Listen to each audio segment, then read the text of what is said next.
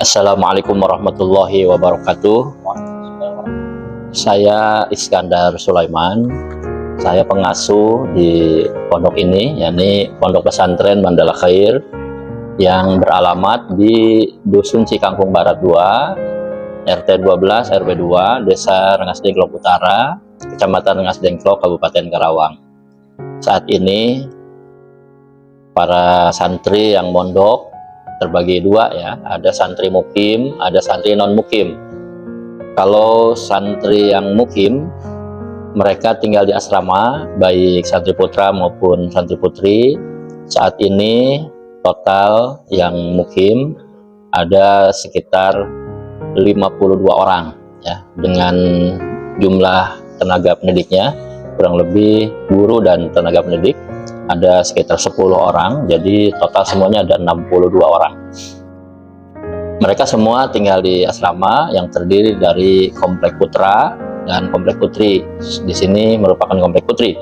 Komplek putranya di samping masjid di sebelah utara ya. Itu.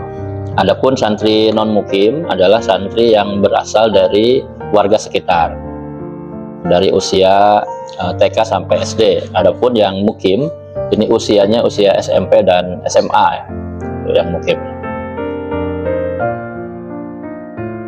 Untuk program di pesantren memang kita masih ada dua program sebetulnya. Yang pertama yaitu program tahfidz Al-Quran. Nah, kemudian yang kedua adalah kajian kitab kuning. Jadi kajian kitab kuning juga ini ada tahfidznya, yaitu tahfidz mutun ya. Jadi menghafal matan-matan kitab seperti matan kitab Jurumiyah kita hafal, kemudian Imriti, Yaqulu termasuk tasrifannya, dan nazom-nazom yang mendukung terhadap pembelajaran Al-Quran itu sendiri seperti kitab Tuhfatul Atfal atau Fathul Atfal, mereka semua wajib menghafal. Gitu ya. Kemudian program utama kita diantaranya adalah program menghafal Al-Quran ya.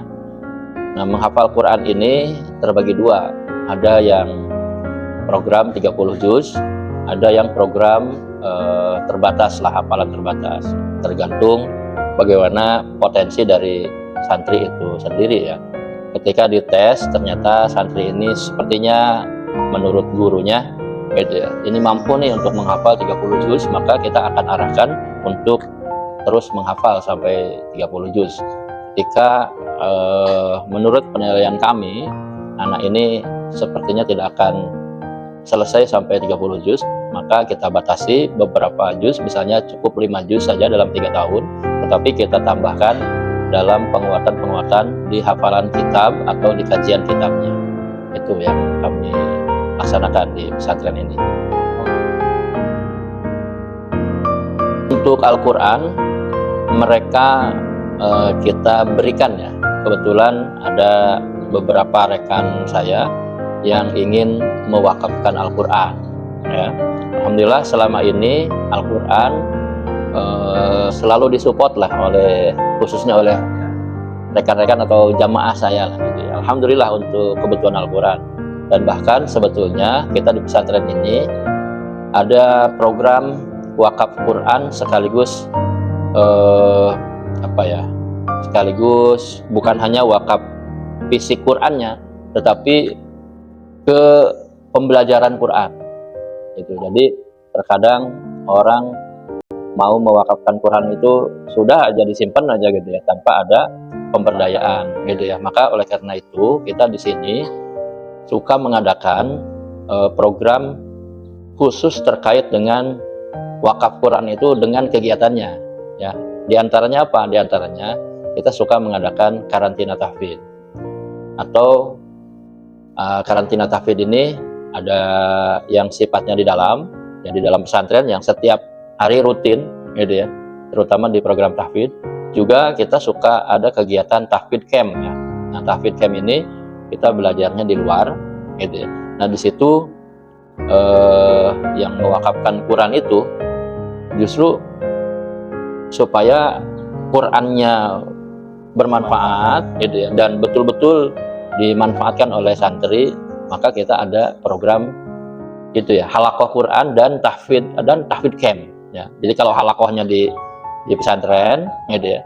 Kemudian tahfidz campnya kita sesekali suka keluar. Nah, karena mereka juga dalam satu program ini ya bukan hanya butuh Quran, tapi ya butuh untuk akomodasi, konsumsi, gitu ya.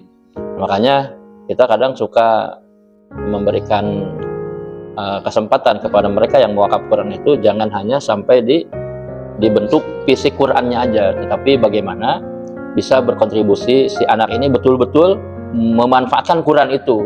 Apakah minimal dibaca, ya minimal dibaca, syukur-syukur karena kita punya program tahfidz, maka kita laksanakan di sini program pemberdayaan halaqah Al-Quran dan program tahfidz camp itu sendiri. Baik, saat ini kami didatangi oleh sahabat saya dari Cahaya Alam, ya, di mana Cahaya Alam memiliki program wakaf Al-Quran, dan insya Allah mudah-mudahan salah satu klien atau partner adalah dari kami, dari Pondok Pesantren Mandala Khair. Harapan kami yaitu yang mewakafkan Quran ke pesantren ini bukan hanya menyimpan Qurannya saja, ya, menyimpan Qurannya saja, dititipkan di pesantren, setelah itu selesai. Tetapi kami berharap mereka yang mewakafkan Quran ini ada kesinambungan. Quran yang mereka wakafkan, yang donatur wakafkan, apakah ini betul-betul dimanfaatkan atau tidak. Artinya perkembangan pendidikan santrinya, ya, ini sudah hafal berapa juz nih dari wakaf Quran yang ini, gitu ya. Nah, artinya donatur juga support terhadap proses dari pembelajaran Quran itu. Jadi bukan hanya sekedar memberikan donasi, menyediakan Qurannya saja, tetapi yang menurut saya lebih penting adalah bagaimana berkontribusi juga terhadap proses pembelajaran dari Al-Quran itu.